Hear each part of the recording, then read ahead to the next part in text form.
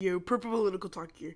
And today we're going to be looking at the 2020 presidential election and going through and looking at what is Donald Trump's best case scenario. So, recently we have been looking a lot at Joe Biden's best case scenario. So, I think it's only fitting if we do a best case scenario for Trump as well. So, what are some of the biggest things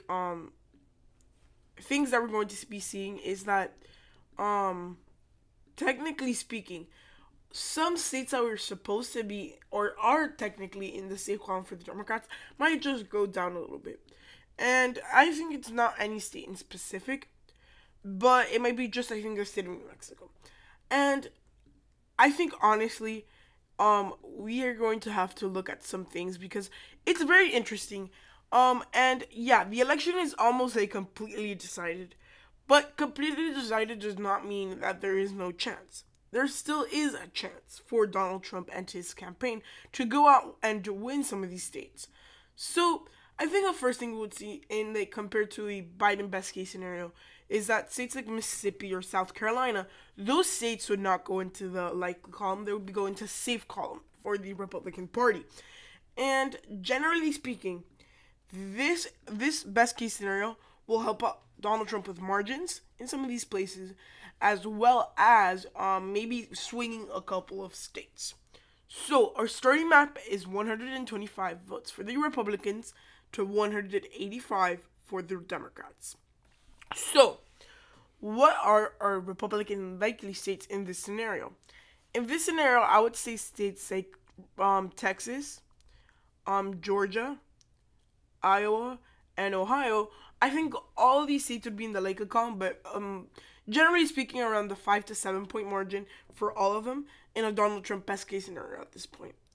This would really help them out, as if Democrats lose a couple of these states, by the time they lose these states, they must have already Republicans. By the time they have lost these states, they probably already lost the Rust Belt. Realistically speaking, if they don't hold on to any of these states, they lost the election.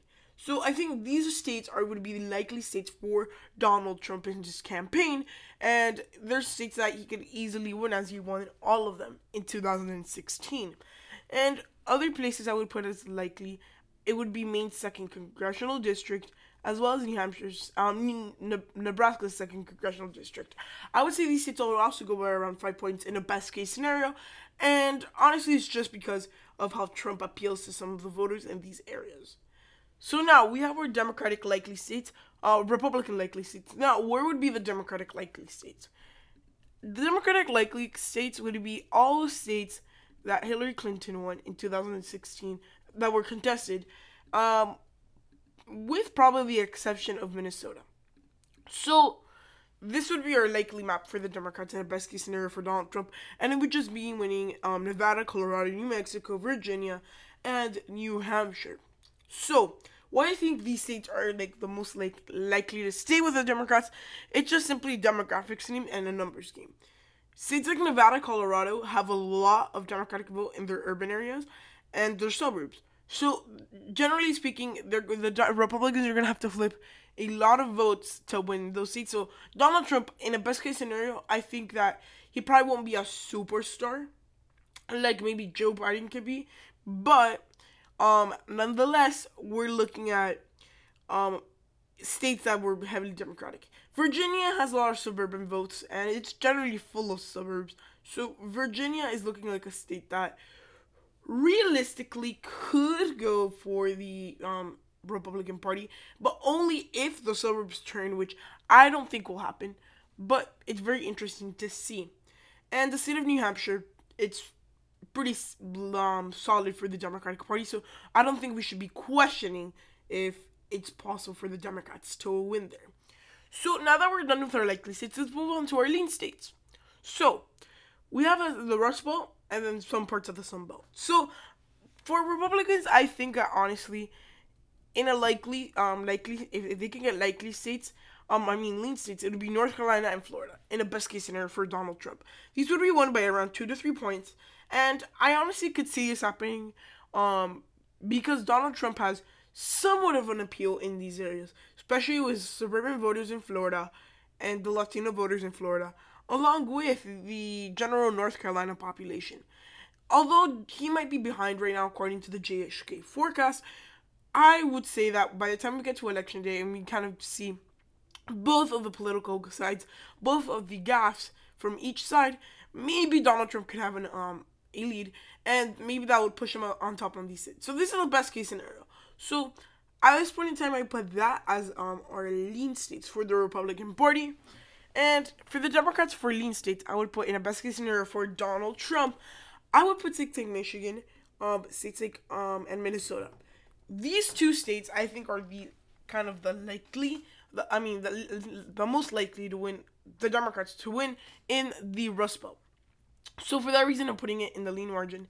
And technically speaking, whoever wins the rest of these states wins the presidency. Whoever wins Pennsylvania and another state. So, what are you going to be looking at now?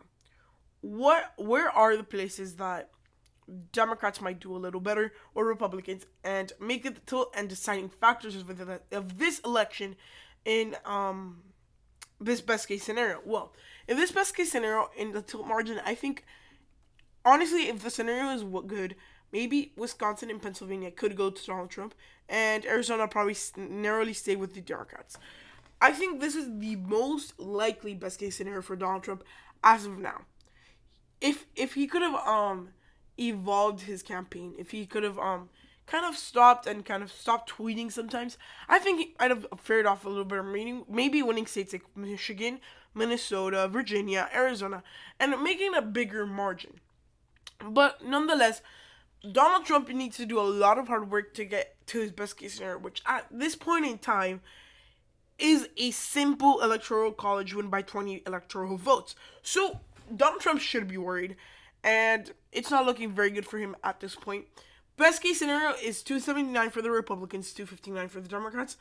Not to say that there's not a chance. Now, what I'm saying is that it's a lot less likely than before. So guys, I hope you enjoyed this video. If so, please give it a huge thumbs up. Like and subscribe and turn on your post notifications to get notified when I post my next video.